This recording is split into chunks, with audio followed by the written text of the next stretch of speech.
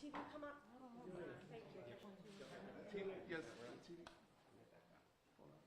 So you guys have already seen the statement that I put out. I don't know that I want to repeat that, but if you have any questions, I'm happy to respond to those. Senator Romney. Senator Romney. Why would you not pursue reelection? You know, I considered my age and the fact that at the end of a second term I would be in my mid-80s, and I think it's time for guys like me to get out of the way and have people in the next generation step forward, because they're going to be shaping the world they're going to be living in.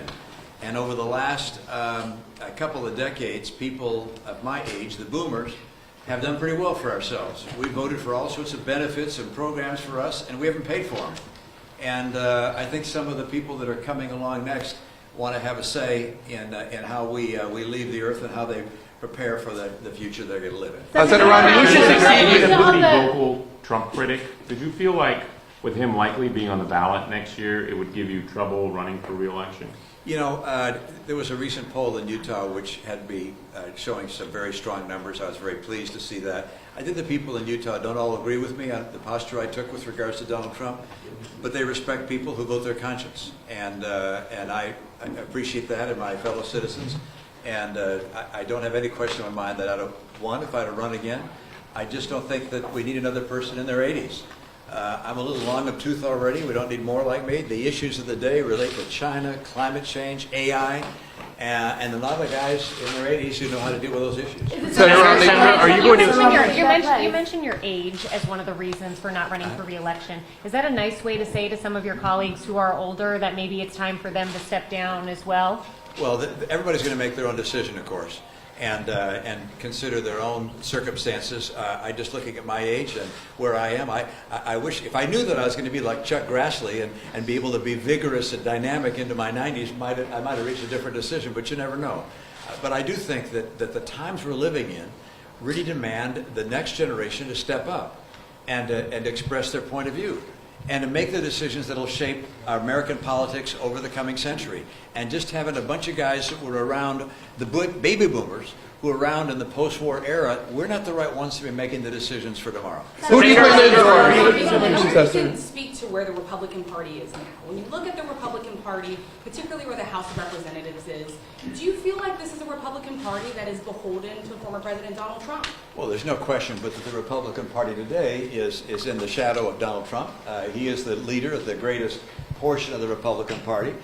It's a populist, I believe, demagogue portion of the party. Look, I represent a small wing of the party, if you will. I call it the wise wing of the Republican Party.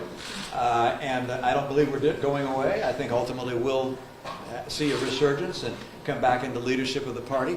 Look, my wing of the party talks about policy and about issues that will make a difference to the lives of the American people. The Trump wing of the party talks about resentments of various kind and getting even and settling scores and revisiting the 2020 election. What are the policies for the future? And my party is only going to be successful getting young people to vote for us if we're talking about the future. And that's not happening so far in that other wing. But Senator, aren't you going to lose that battle? People you are fighting that wing of the party and stepping aside. And to add to that, you had said just that a lot of the party simply does not believe in the Constitution. What do you mean by that? Well, I was in a rally where someone said to me, you know, if you're elected, this is when I was running for Senate last time, if you're elected, will you close down ABC, NBC, and CBS because they're not sending out the truth? And this was in a Republican rally, and I was like, really? I mean, there's no question. There's some portion of my party and the opposition party who thinks we need to have a strong person, a strong man, to put aside the Constitution. For that matter, President Trump, former President Trump, said we should put aside the Constitution and reinstall him as president. I mean, so yeah, there are some people who believe that. I believe they're sorely wrong. I believe the great majority of American people believe that they're wrong. But in terms of what I'm going to be doing, look, I want to get more young people voting and involved in the political process, and that's something I'm going to devote myself to after the next year and a half when I spend it. Senator Romney. Thank you, Senator Romney. Who do you plan to endorse as your successor? Governor Cox, Mia Love, Congressman Owens, and second, why not stay and fight for what you believe in, even if it takes you to your mid-80s? Well, in part because I believe we want some other young people coming in and making those decisions. I don't intend to make endorsements. By the way, I think endorsements are, what's the old line, the John McCain line, they're not worth a bucket of spit. Who the heck cares who endorsed who? You make your decision as a voter about what you think about the candidate and their point of view and their vision, and you don't care about what some other person said. So I'm not planning on... But who do you want to succeed you? I don't have a comment on who might succeed me. I hope that we get a very strong contender and that it's someone who's a little younger than me. Senator, if you think you're too old, what about Biden and Trump, who are way older than you? Do you think they should be rerunning? Oh, I think it'd be a great thing if both President Biden and former President Trump were to stand aside and let their respective party pick someone in the next generation. President Biden, when he was running, said he was a transitional figure to the next generation. Well, time to transition. David Ignatius this morning made a strong argument that we should see that kind of a change. I think both parties would be far better served if they were going to be represented by people other than those of us from the baby boom generation. Do you have any? You pointed to some of your bipartisan accomplishments in your statement earlier. Are you concerned at all about the ranks of senators who are at the table forming gangs, that's thinning out? Well, we had a group of about 10 of us, and that group has dissipated a bit. Rob Portman is gone. Susan Collins has become really the ranking member in appropriations. That's got to be her focus. Then you've got Sinema, Manchin, Tester on the Democratic side. So we're all pulling in different directions these days. Coming together like we had was a very unusual thing. Look, I recognize that I had an embarrassment of riches initially, which is as a first-term senator, I got together with a group of other folks, and we got a lot of stuff done.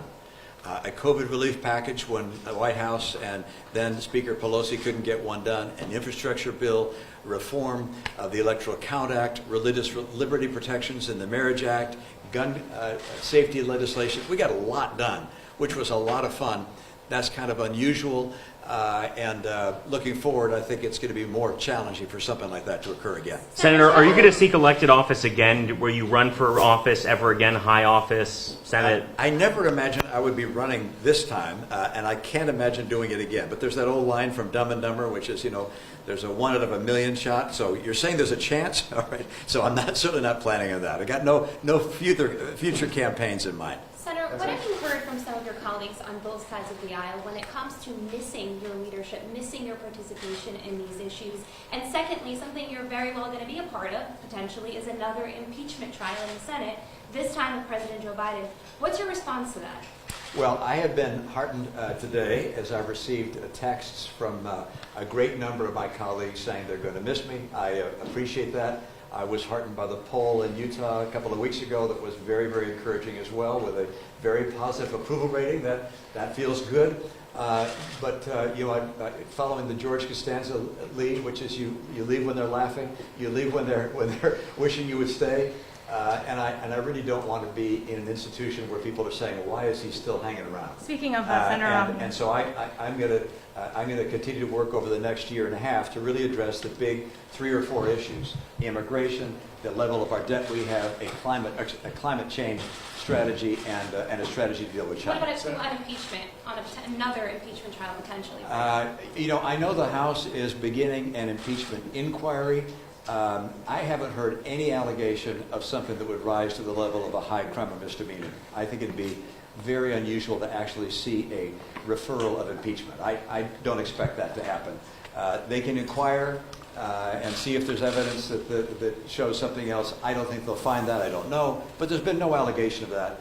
And any hint of that has been denied by the president. So I'm not expecting that to occur. Senator Well, Romney, Senator, can say- you talk about, you've been talking about your legacy and how you want to leave before people, as you said, are laughing at you. What would you say to some of your colleagues who have been experiencing? They were laughing at George Costanza, Yes, not at me. yes, Sorry. yes. But what do you They laugh at me too, but that's a different matter. What do you say to some of your colleagues, including the Republican leader Mitch McConnell and Senator Dianne Feinstein, who are going through their health diagnosis and facing criticism to step down? Well, in their position, for instance, take Mitch McConnell.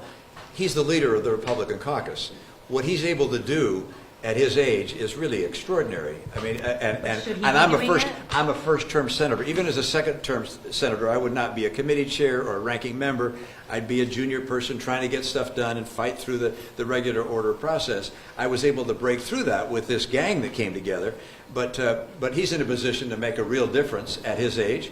Which if I were majority leader of the Senate, I might reach a different decision too. But I'm not. Senator, in the excerpt from the book that just came out today, you had some harsh, at least memories of Leader McConnell. Are you at all disappointed by the leadership that you've seen in your Republican Party that you've encountered, particularly with the impeachment trials and in dealing with Trump? No, actually, I have a great deal of respect for Leader McConnell, and one of the mysteries to me is why he is so unpopular in national polls. I don't understand that. He is the singular reason why we have a conservative Supreme Court. Well, people recognize that. He also is a very effective leader of our group. When you have 50 people, a Republican group, basically 50 of us, every one of whom thinks they ought to be president, how you lead a group like that is not easy, and he has done it with skill and aplomb over a number of years. So I have nothing but the highest respect for him. There's nothing that I know of in the book that McKay Coppins has written that's critical of the leader. I mean, the personal conversations, the private conversations, and his public pronouncements, I've been nothing but a bit more impressed. In that book, you say that McConnell said that Trump was an idiot. That was the word for McConnell. But when is that true? I'm not going to comment on those specific things because those were not quotes from me. They were quotes from a member of my staff who actually quoted that. So I won't comment But about you also that. called the folks who objected on January 6th said they were disingenuous. Cruz and Hall. I think the point was that with regards to that comment, which is that I think Leader McConnell thought it was not a great idea on the part of Donald Trump to be critical of jury members at the time they were deliberating. It was kind of an obvious point. And then what about Cruz and Hawley? Because you said they were disingenuous on them objecting to January 6th. Look, I really do believe that the many claim that 2020 was a stolen election, that we need to recount the ballots or whatever, other than through the normal judicial process. I think they do better. And I have expressed that numerous times. That's not a surprise. Look, democracy requires belief and credibility in elections, and so people who are casting aspersions on our election process are threatening one of the bases of our very foundation. So, I was critical of that and continue to be, and I'm sure they wouldn't be surprised to hear it again. Are you worried another January 6th could happen after this election? Is that part of I think my guess is after the next election, whatever happens, there'll be plenty of people around the Capitol to make sure that doesn't happen again. What do you think it's going to take for the party to not be so dominated by Donald Trump anymore? I saw an article in the Atlantic which pointed out that young people are not warming to the MAGA message, and I think that's true. Whether Donald Trump is there will be someone that follows him, that follows in his footsteps, and gives the same populist patter.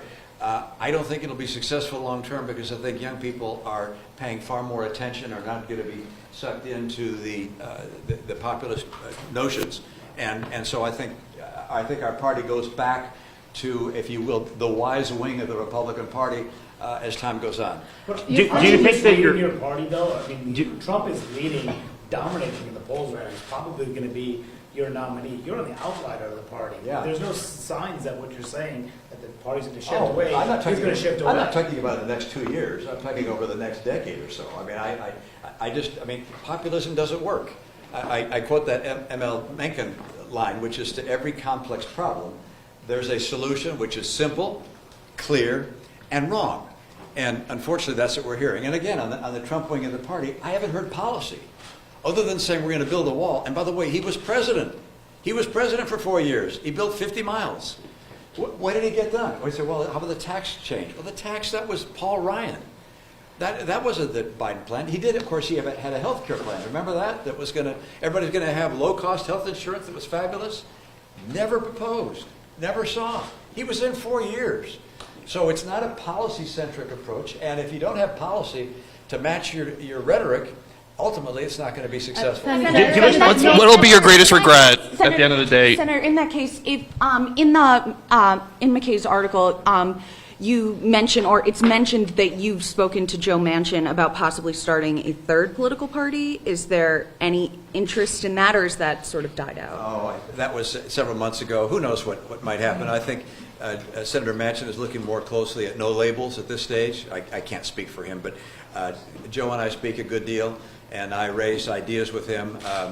I actually think a third-party candidate would make it more likely that it's just a spoiler and it would not be successful in electing someone. So that's not... Senator, what was your biggest regret in your career? Question. You say that you want to step aside and let the new generation come in. What are you doing about that? What am I doing about that? Stepping aside. But I'm more also, than that. It requires you to do more than that. How are you getting young people into politics? Well, one of the things I intend to do is going on college campuses and speaking on college campuses to encourage young people to actually run for office and to vote. And I don't think there's a way to actually mandate this. I probably wouldn't. But I'd like colleges and universities to insist that the young people vote and make it easy. Have voting booths on campus and make sure we get more of the young people, because it's the world they're going to be inheriting.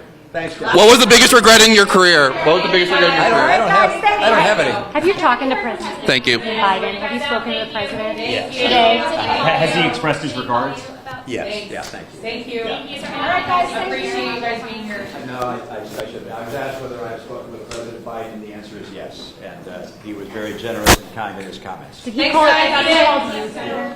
Thank you. Thank you, guys.